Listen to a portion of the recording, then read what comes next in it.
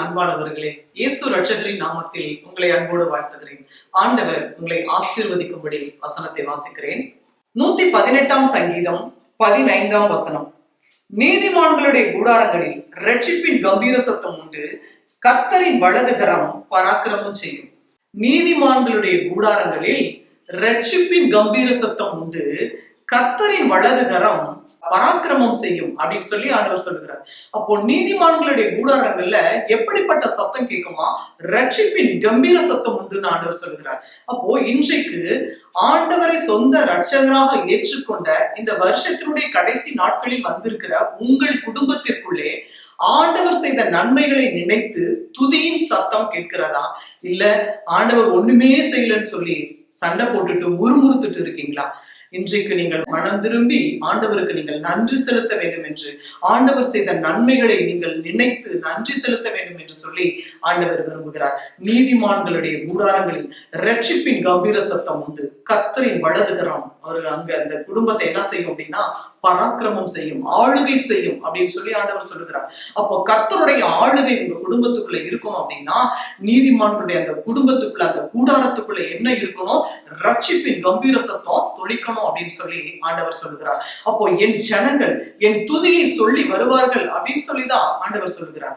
அப்போ ஆண்டவரை துதிக்கும்படிக்கு, ஆண்டவரை நோக்கி செபிக்கும்படிக்கு நம்மை ஆண்டவர் தெரிந்திருக்கிறார். ஆகவே நீதிமான்களுடைய கூடாரங்களிலே ரட்சிப்பின் அந்த துதியின் சத்தம், துதிக்கிற சத்தம், ஜெபிக்கிற சத்தம், கர்த்தருடைய அந்த பாடலின் சத்தம், இதுதான் துணிக்கணும் அப்படின்னு சொல்லி இங்கே ஆண்டவர் விரும்புகிறார். அப்படி இருக்கும் பொழுது அந்த அப்படிப்பட்ட நீதிமான்களுடைய வாசஸ்தலத்தை விசாரிக்கும் பொழுது அங்கே குறைவை காண மாட்டீர்கள் என்று ஆண்டவர் சொல்லுகிறார்.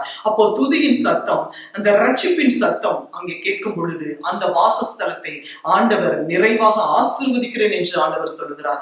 குறைவை காண மாட்டீர்கள் என்று ஆண்டவர் சொல்லுகிறார். அப்படிப்பட்ட குடும்பத்துக்குள்ளே நீதிமான்களை கர்த்தர் பசியினால் வருந்த விடார் என்று வேதம் சொல்லுகிறது. அப்போ அப்படிப்பட்ட ரட்சிப்பின் கம்பீர சத்தம், தேவனை துதித்துக் கொண்டிருக்கிற, தேவனை ஆராதித்துக் கொண்டிருக்கிற, தேவனுக்கு மகிமையை செலுத்துகிற அந்த குடும்பத்திற்குள் தேவன் குறைவை அனுமதிப்பது இல்லை.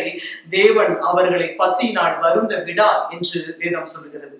ஆகவே ஆண்டவருடைய ஜனமே, தேவ பிள்ளைகளே, நீங்கள் இந்த கடைசி நாட்களிலே, அதாவது இந்த வருஷத்தினுடைய கடைசி நாட்களில் வந்திருக்கிற நீங்கள், ஆண்டவர் உங்களுக்கு செய்த அத்துணை நன்மைகளையும் நினைத்து நீங்கள் குடும்பமாய் தேவனுக்கு நன்றி செலுத்துங்கள், கம்பீரித்து மகிழுங்கள். கர்த்தர் உங்கள் குடும்பங்களை நிறைவாக ஆசீர்வதிப்பார். நாம் ஜெபிப்போம். சர்வ வல்லவரே, இந்த நல்ல வேளைக்காக உமக்கு நன்றி செலுத்துகிறோம் அப்பா. ஆண்டவரே, நீதிமான்களுடைய கூடாரங்களிலே ரட்சிப்பின் கம்பீர சத்தம் உண்டுன்னு சொல்லி இருக்கிறீங்க. ஆண்டவரே, உம்முடைய வலது கரம் அவர்களை பராக்கிரமம் செய்யும் என்று சொல்லி இருக்கிறீர். ஆண்டவரே அப்பா தகப்பனே, நீர் சொன்னபடியே ஆண்டவரே உடைய ஜனங்களை நீர் ஆசீர்வதிக்க வேண்டும் என்று சொல்லி இயேசு ரட்சகரின் நாமத்தில் ஜெபிக்கிறோம் பிதாவே. ஆமென், ஆமென். பிரியமானவர்களே, கர்த்தர் உங்களை நிறைவாக ஆசீர்வதிப்பார். உங்கள் உள்ளத்திலும் உங்கள் இல்லத்திலும் ஆண்டவர் தங்கும்படி நீங்கள் ரட்சிப்பின் கம்பீர சத்தத்தை தொனிக்க செய்யும்படி கர்த்தர் விரும்புகிறார். கர்த்தர் உங்களை ஆசீர்வதிப்பார். God bless you.